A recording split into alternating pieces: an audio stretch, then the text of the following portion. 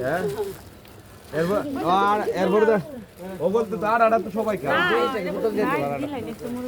আমরা এরপরে 2 কেজি তেল কি আমরা 330 টাকা পাইলে ভাই বাংলাদেশের মধ্যে যে কোনো তেল ওই করে বা ফার্ম অয়েল তেল কিনলো 400 টাকা লাগে দিলো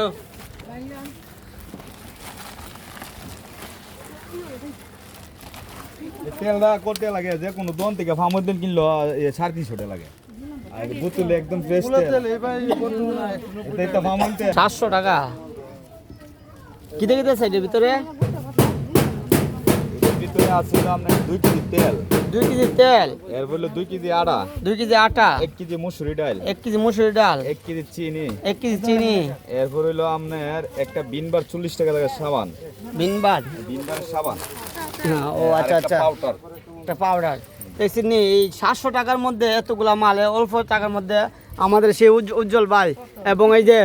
আমাদের বশির ভাই ওনারা এই ওরেল বাজারের মধ্যে একটা উদ্যোগ নিয়ে এই মালগুলো আনছে গরিব মিসকিন মানে যাদের গরিব না মানে যারা নাকি আপনার ওই বেশি বেশি দামে কিনতে পারে না মধ্যবিত্ত